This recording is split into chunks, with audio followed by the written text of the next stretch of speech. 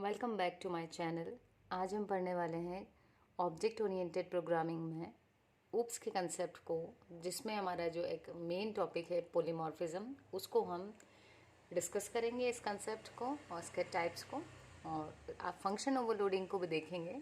But before starting the lecture, मैं चाहूँगी कि मैं उन सभी लोगों को थैंक यू कहूँ जो लोग कमेंट्स के थ्रू या फिर मुझे ईमेल्स के थ्रू एप्रिसिएशन देते हैं अबाउट द वीडियोस, और जो फीडबैक्स देते हैं। आपका जो पॉजिटिव फीडबैक होता है वो ओवरवेलमिंग होता है गाइस।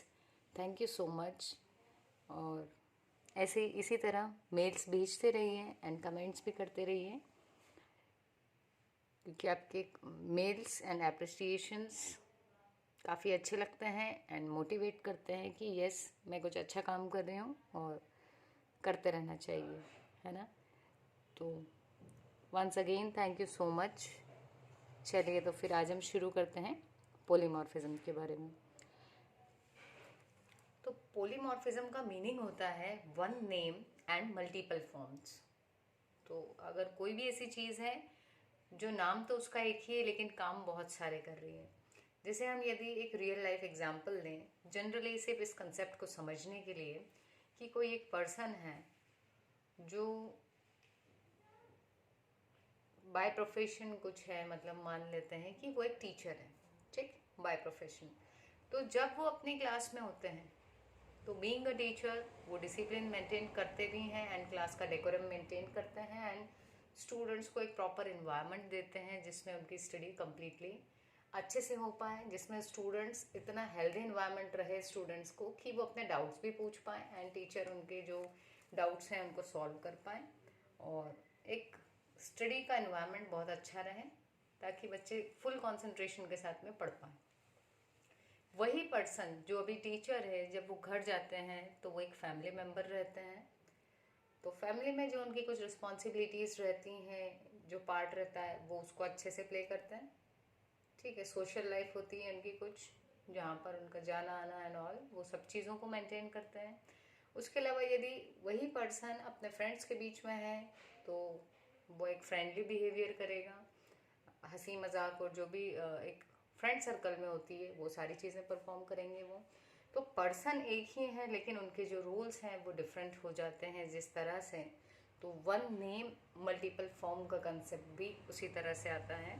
तो पॉलीमॉर्फिज्म को बेसिकली दो पार्ट्स में सब डिवाइडेड किया गया है। First is compile time polymorphism and second one is run time polymorphism. Compile time polymorphism further again सब डिवाइडेड है टू पार्ट्स में। इसके टू टाइप्स होते हैं, एक होता है function overloading and another one is operator overloading. और जब हम रन टाइम पॉलीमॉर्फिज्म की बात करते हैं तो इसके कंसेप्ट को हम समझेंगे, इसको इम्प्लीमेंट किया जाता है थ्रू वर्चुअल फंक्शंस, राइट। तो आज हम डिस्कस करने वाले हैं कंपाइल टाइम पॉलीमॉर्फिज्म को एंड देखने वाले हैं one of the example of function overloading.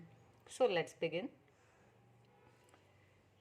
And video को कम्प्लीटली ज़रूर देखें ताकि आपका जो कंसेप्ट है वो अच्छे से क्लियर हो, ठीक है। तो कंपाइल टाइम, जैसा कि हमको नाम से समझ में आ रहा है, कंपाइलर क्या करता है, कंपाइल टाइम में ही ये डिसाइड कर लेता है कि वो हम किस फंक्शन को कॉल करवा रहे हैं ऑब्जेक्ट के थ्रू, ठीक है। तो at compile time compiler knows which function to call by checking the signature of the function. तो फंक्शन की सिग्नेचर मतलब फंक्शन का नाम और वो किस टाइप के आर्ग्यूमेंट्स ले रहा है प्लस कितनी आर्ग्यूमेंट्स ले रहा है, ये देख करके सिग्नेचर इसी को कहते हैं, right. Name of the functions and then number of arguments and types of arguments और रिटर्न टाइप। तो इन चीज़ों से सिग्नेचर आइडेंटिफाई होता है। तो कंपाइलर ये देखकर समझ जाता है कि हम किस फंक्शन को कॉल करवा रहे हैं। तो क्योंकि उसने कंपाइल टाइम पर ही डिसाइड कर लिया, लिंकिंग करवा दी उन फंक्शंस की कि इस फंक्शन को कॉल करना है, तो इसीलिए इसे कहते हैं कंपाइल टाइम पॉलीमॉर्फिज्म या फिर स्टैटिक और अर्ली बाइंडिंग। मतलब जहाँ पर कॉलिंग हो रही है उसको उसके जो कोड है उससे बाइंड कर दिया जाता है कंपाइल टाइम में, और इसीलिए इसको कहते हैं अर्ली या फिर स्टैटिक बाइंडिंग, क्योंकि वो पहले से ही डिसाइड हो चुकी है, ठीक। तो अब हम देखते हैं इसमें और आगे। तो अब है हमारे पास में first concept, that is function overloading. Function overloading की यदि हम बात करें तो ये रेफर करता है to using the same thing for different purposes. एक ही चीज़ को हमने मल्टीपल पर्पसेस के लिए यूज़ किया हो जब, तो उसको कहते हैं ओवरलोड करवाना, राइट।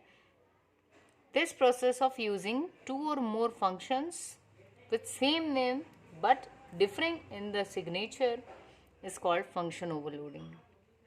तो क्योंकि अभी बात हो रही है ओवरलोडिंग में फंक्शन की, तो ऐसा फंक्शन जिसका नाम तो सेम हो लेकिन उसकी जो सिग्नेचर है वो डिफरेंट हो। तो यदि ऐसे हम दो या दो से ज़्यादा फंक्शंस रखते हैं अपने क्लास के अंदर जिनका नाम सेम होता है लेकिन सिग्नेचर डिफरेंट होती है।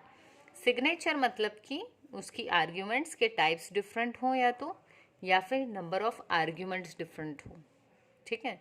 तो ऐसे फंक्शन को कहा जाता है ओवरलोडेड फंक्शन, ठीक है। तो आपको कंफ्यूज नहीं होना है, बहुत ही इजी कंसेप्ट है। ओवरलोड होना कोई चीज़, अगर हम इन जनरल मीनिंग देखें तो ओवरलोड यानी कोई है जो अपना टास्क परफॉर्म कर रहा है प्लस हम उसको कुछ और टास्क भी दे रहे हैं कि आपको ये भी काम करना है, तो हमने उसको ओवरलोड कर दिया, ठीक है। तो यहाँ पर क्योंकि फंक्शन ओवरलोडिंग है तो फंक्शन उसका नाम तो सेम रखा लेकिन हम उससे बहुत सारे काम ले रहे हैं। तो काम कैसे लेंगे कि कई बार हम उसको नंबर ऑफ़ आर्ग्यूमेंट्स ज़्यादा दे देंगे, कभी हम डिफरेंट डेटा टाइप के आर्ग्यूमेंट्स दे देंगे, ठीक है। तो फंक्शन ओवरलोड करवा देंगे। आइए हम सबसे पहला एग्जाम्पल देख लेते हैं इसका। यहाँ हमने एक डेमो नाम की क्लास बनाई हुई है जिसमें सम नाम का फंक्शन है यहाँ पर, और अगर आप नीचे देखेंगे तो सेकेंड फंक्शन का नाम भी सम है। फंक्शन ओवरलोडिंग की फर्स्ट कंडीशन यही है कि फंक्शन का नाम सेम होना चाहिए, ठीक है। अब देखें दूसरी चीज़, सेकेंड कंडीशन ये है कि जो उसकी आर्ग्यूमेंट्स हैं उसमें कुछ वेरिएशन ज़रूर होना चाहिए, सिग्नेचर में डेफिनेटली डिफरेंस होना चाहिए। तो देखें यहाँ इंटीजर टाइप की दो आर्ग्यूमेंट्स ले रहा है ये फंक्शन, वहीं यदि हम इस फंक्शन की बात करें तो ये तीन आर्ग्यूमेंट्स ले रहा है।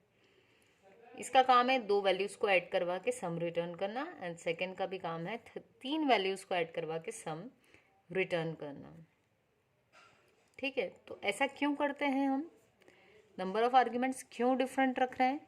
ये इसलिए डिफरेंट रख रहे हैं कि जो कंपाइलर है वो जब, क्योंकि रन टाइम पे नहीं हो रहा है, ये कंपाइल टाइम की बाइंडिंग है, तो कंपाइलर को कंपाइल टाइम पे पता चलना चाहिए जब हम फंक्शन आगे कॉल करेंगे तो उसको देख करके कि हमने इस फंक्शन को कॉल किया है या फिर इसको कॉल किया है। अगर दोनों की आर्ग्यूमेंट्स और डेटा टाइप सेम होगा तो फिर कंपाइलर जो है वो कंफ्यूज हो जाएगा, जिसको एम्बिग्विटी कहते हैं कि आपने सेम सिग्नेचर के दो फंक्शन बना दिए जो अलाउड नहीं है, ठीक है। तो देखें फिर, तो प्रीवियस पेज पे हमने क्लास देखी थी डेमो नाम की जिसमें दो फंक्शंस थे सम नाम के, और एक ले रहा था दो आर्ग्यूमेंट्स, दूसरा ले रहा था तीन आर्ग्यूमेंट्स। यहाँ पर आ गए हैं हम मेन फंक्शन में। मेन में आकर के हमने डेमो जो क्लास थी हमारी उसका एक ऑब्जेक्ट बनाया है डी नाम से, एंड उस ऑब्जेक्ट के थ्रू हमने क्या किया है डी डॉट सम में जब दो आर्ग्यूमेंट दी तो जो पहला वाला फंक्शन था वो कॉल होगा, वो रिटर्न कर देगा इन दोनों का एडिशन। सेकेंड नंबर पे हमने डी डॉट सम के बाद तीन आर्ग्यूमेंट्स पास की, तो जो सेकेंड वाली हमने डेफिनेशन दी थी जिसमें तीन वैल्यूज का एडिशन था वो रिटर्न कर देगा इनके सम को, यहाँ सम प्रिंट हो जाएगा, ठीक है। सो फंक्शन ओवरलोडिंग को यदि इन ब्रीफ हम बात करें तो फंक्शन ओवरलोडिंग में कोई फंक्शन होते हैं दो या उससे ज़्यादा जिनका नाम तो सेम होता है लेकिन सिग्नेचर डिफर करता है, ठीक है। सिग्नेचर मतलब in terms of number of arguments and data type of the arguments.